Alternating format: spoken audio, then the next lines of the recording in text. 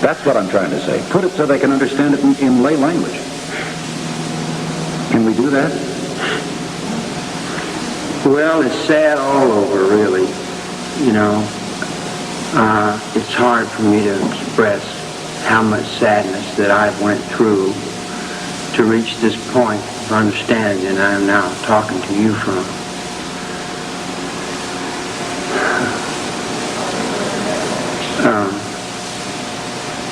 How are you going to help somebody that don't want help?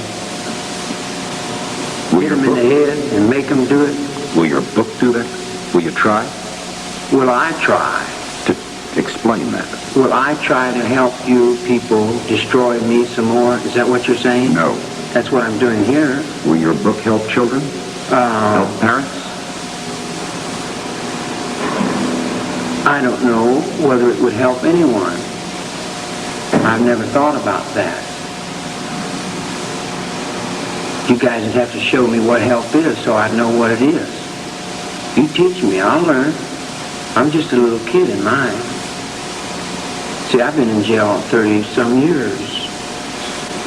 I never lived in the world outside. I'm like a little kid out there. Will your life story help somebody else to understand how to proceed? If it was possible to present everything that's came down in the last few years in a proper perspective, it would be advantageous to other people, I would imagine. But if they had eyes in their head and they could see under the bed, they'd see that the heads of lead and eyes of wood, it doesn't really matter because rubber fingers is taking the hand off into the universe anyway. The level of comprehension that you hold in your mind is only taught you by a school book that's in a sorority house. My father jumps off the Second World War in the ruptured ducks that were in the little pins and the buttons, in Section 8 in the nut wards, and all the people that have gone crazy. Your father was crazy? My father was all men that I've ever met in prison. Mel was one of my fathers. Creepy Carpus is another. I learned something from everyone. The captains, the wardens. I never missed anybody. I learned as much as I could from everybody I could get a hold of. And I've never met anybody that I couldn't learn something from. But now that I have learned what I've learned, I don't think you people want to know what I know. You wouldn't like it. Why? Well, because it's not very nice. Well, why? Because the people that you let run your lives aren't very nice. The people that govern you, the people that tell you people what to do, they're not good people. Let me change the subject for a minute. Invisible tears in my eyes, incredible pain in my heart, indestructible memories, all in review. Impossible though things may get, improbable I will forget. Indelible memories of sweet lovable you. You're back again, and I'll take you in. Although I'm only seeing pictures of the past, those arms are not real, but somehow I feel if I just close my eyes, then maybe this might last. Invisible tears in my eyes, incredible pain in my heart, indestructible memories, all in review. Impossible though things may get, improbable I will forget. Indelible memories, incomparable memories, indispensable memories of sweet lovable you. I tried to stop Nixon, and I stopped him dead in his tracks. I tried to stop the Vietnam War, and I did it. And all the things I did without breaking the law. Because your law is 1776. You got jet airplanes going 6,000 miles an hour, and you're reading books that was written on the back of horses. and you say you got constitutional rights, and you feed yourself all this hodgepodge stuff that's unreal, and then you come and want to play the same old business game as usual. Life is more than money and business, man. You know, it's like the world is dying, and you're saying, let me show you my new dance. Why don't you tell the public what's really going on? Why don't you tell them the water's so bad the fish can't live in it?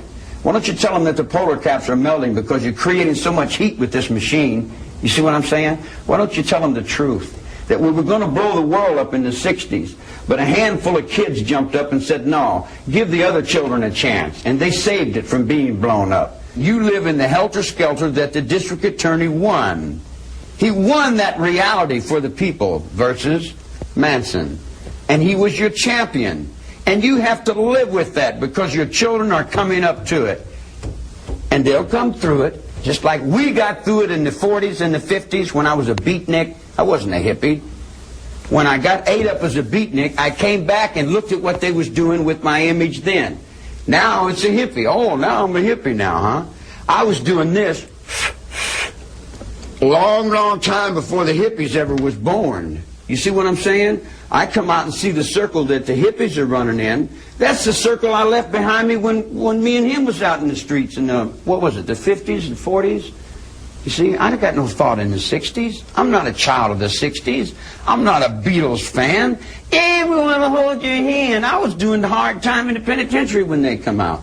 Now you want me to suffer, so you put more pressure on me and beat me up some more and then say, now do you feel guilty? Then you're going to make me suffer till I say, okay, now I feel guilty. And then you feel secure now that I feel guilty? Is that going to make you feel better if I feel guilty? I know that you're doing well. I'm glad to see that you got out of the hole. I hear through gig that you got ways of getting vegetables and food where you're at.